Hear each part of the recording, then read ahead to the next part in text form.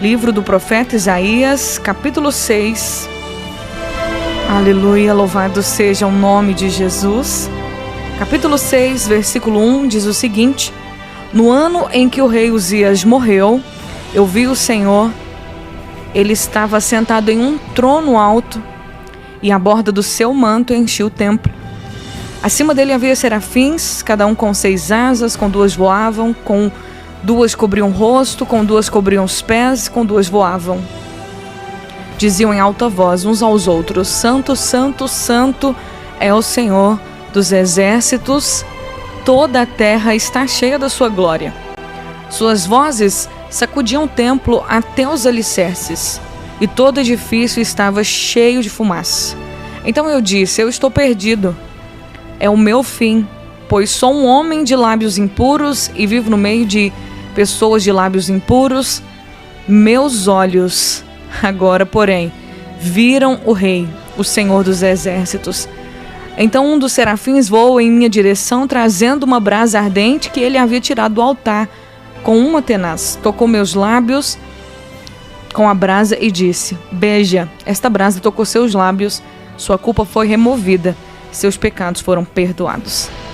O profeta Isaías, ele foi um dos maiores profetas assim do Antigo Testamento, em questão de tamanho de livro, em questão de mais profecias.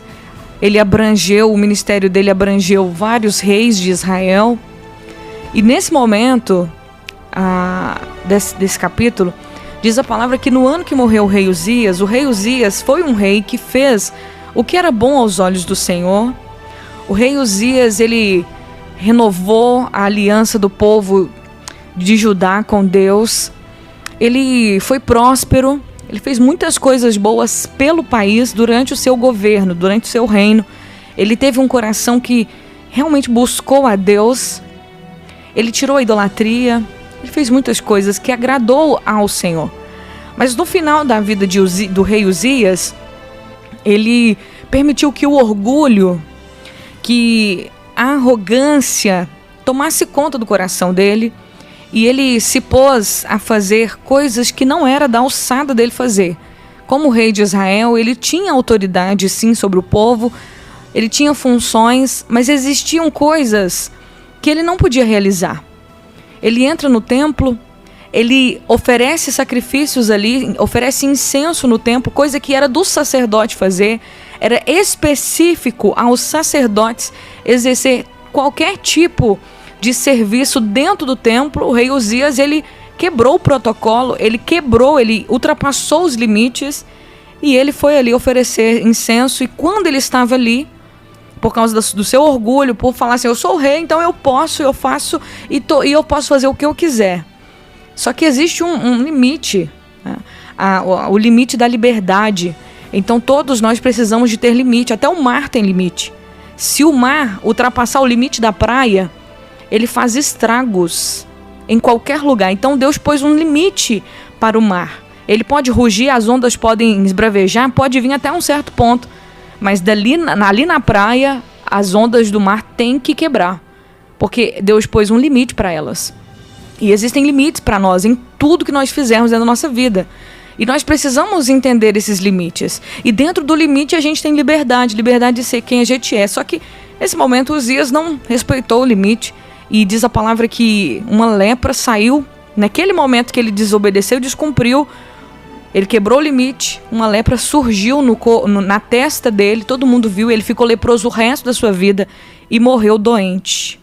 E no ano que o rei Uzias morreu, o profeta Isaías, ele vê Deus, ele tem uma visão da glória de Deus. E o mais interessante dessa passagem é que essa visão que Isaías teve de Deus transformou a vida dele.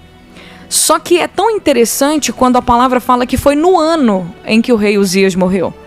E quando nós olhamos espiritualmente para a palavra do Senhor, quando a revelação das Escrituras vem ao nosso coração, nós entendemos que é necessário algumas coisas morrerem na nossa vida para que nós possamos ter uma visão clara de Deus em nós.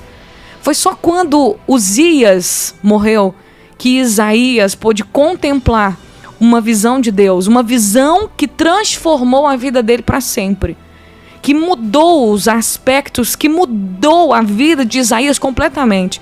E quando nós temos uma visão de Deus, quando nós enxergamos ao Senhor, todas as pessoas que se encontraram com Deus, que tiveram uma visão de Deus, que viram Deus em suas vidas, que contemplaram o Senhor em suas vidas, essas pessoas nunca mais foram as mesmas. Eu vou dar um exemplo que todo mundo conhece, quem leu a Bíblia, quem frequenta a igreja sabe, que é o Paulo, que era chamado Saulo de Tarso. Ele era perseguidor da igreja, era fariseu, um homem culto, estudado, mas se tornou um inimigo dos discípulos de Jesus, e ele perseguia os discípulos de Jesus, até que um dia ele teve uma visão de Jesus.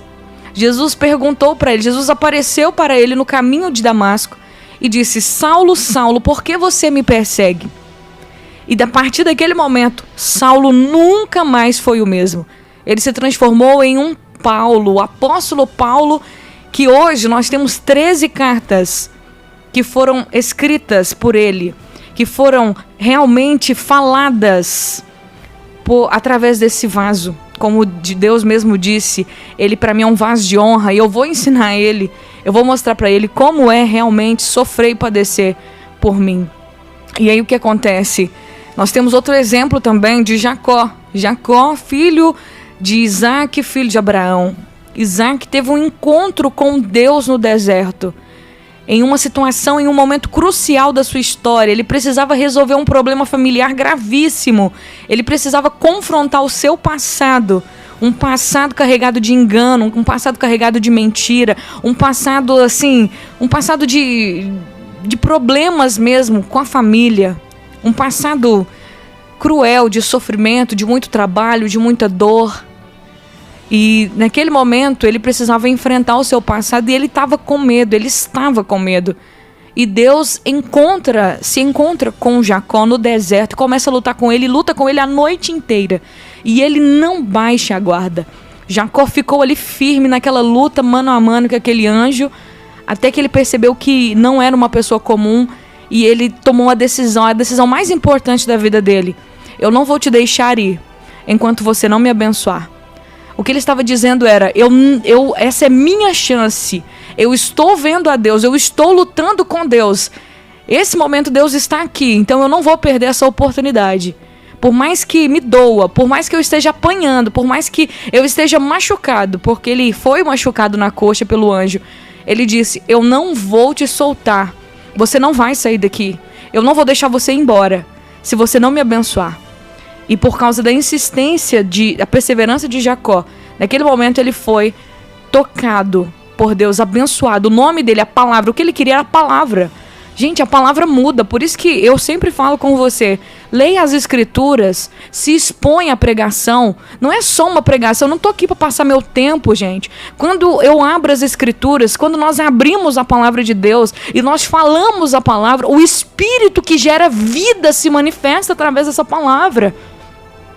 Nós precisamos da palavra de Deus. Nós precisamos dessa palavra que é liberada, desse Espírito que se move pela palavra. Porque quando a palavra vem ao nosso encontro, ela transforma a nossa vida, ela transforma a nossa existência. Isso é muito real e muito poderoso. Então, quando o Senhor abriu a boca sobre Jacó e disse: você não vai ser chamado mais Jacó. A partir de hoje, o seu nome é Israel. A partir daquele momento, a vida dele nunca mais foi a mesma. O que ele tinha medo se tornou agora em paz, em bênção para a vida dele. O Senhor direcionou, dali em diante Jacó nunca mais foi a mesma pessoa. Então, quando nós temos uma visão, nós vemos a Deus em nossa vida, quando nós topamos com o Senhor em nossa jornada de vida, eu não sei quantos anos você tem, que momento da sua história você está, mas quando você se encontra com o Senhor, como que eu me encontro com Deus, Poliana? Quando você se encontra com a palavra, é quando essa palavra que está sendo pregada, ela entra no seu coração e ela mexe com você, ela convence você, ela coloca na sua mente que você precisa de verdade, é disso. É dele que você precisa. Porque como Jesus disse, não é só de pão que viverá o homem, mas é de toda a palavra que sai da boca de Deus. Então, do que nós temos que ter sede, minha gente? Do que nós devemos ter fome é da palavra. É o que nós devemos desejar. Senhor, fala comigo. Porque quando a palavra dele vem ao nosso encontro, ela transforma a nossa vida. Esse é o diferencial da palavra, que é espírito e vida. Não é uma palavra que você ouve e não gera transformação. Porque tem muita gente que não consegue nem receber a palavra de Deus na vida dela. Porque ela está ouvindo a palavra, mas é um ouvinte esquecido. Ela não deixa a palavra entrar no seu coração e causar transformação. Ela não permite que Deus haja na vida dela através da palavra. Por isso que a gente precisa atentar o nosso coração. Quando eu me ponho diante da palavra de Deus, quando eu vejo a Deus, quando Deus é revelado a mim, eu preciso permitir que essa palavra liberada entre na minha vida e muda a minha história.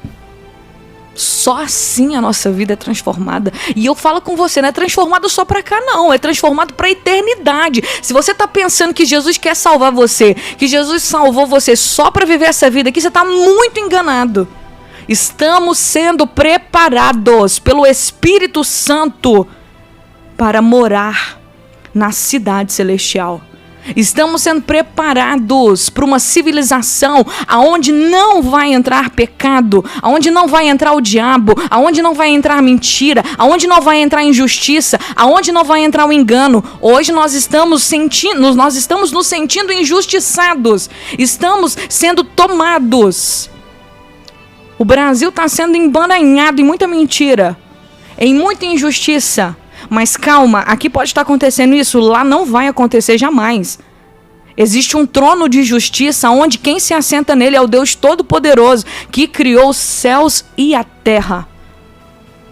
O que nós precisamos é abrir o nosso coração e ver Deus. Começa a pedir a partir de hoje: Deus, eu quero te ver. Se revela na minha vida. Essa palavra que transforma o homem. Essa palavra que muda a vida de alguém, quando essa pessoa se encontra de verdade com o Senhor, eu quero que isso aconteça comigo. Como aconteceu com Saulo, como aconteceu com Isaías, como aconteceu também com Jacó. E se eu fosse falar aqui demais, eu gastaria 2 horas para falar. E ainda assim seria pouco tempo. Isaías teve a vida transformada nesse encontro que ele teve, nessa visão que ele teve do Senhor. Quando ele viu a Deus, ele disse: ai de mim, eu vou perecer, porque eu sou um homem de lábios impuros e habito no meio de um povo de impuros lábios. Deus tocou na boca de Isaías com uma brasa viva tirada do altar e disse: os teus pecados estão perdoados. E isso tocou você. Que nós possamos nesta tarde ser tocados por essa brasa do altar que queima os nossos pecados e purifica a nossa vida e nos faz ser um novo homem, uma nova mulher, preparados para ouvir o som do céu e atender ao chamado do Deus Todo-Poderoso e do seu Filho Jesus Cristo, do Espírito da verdade que se move em nós, nos impulsionando a ser uma chama viva e acesa nessa geração. Esse é o convite do Senhor para nós.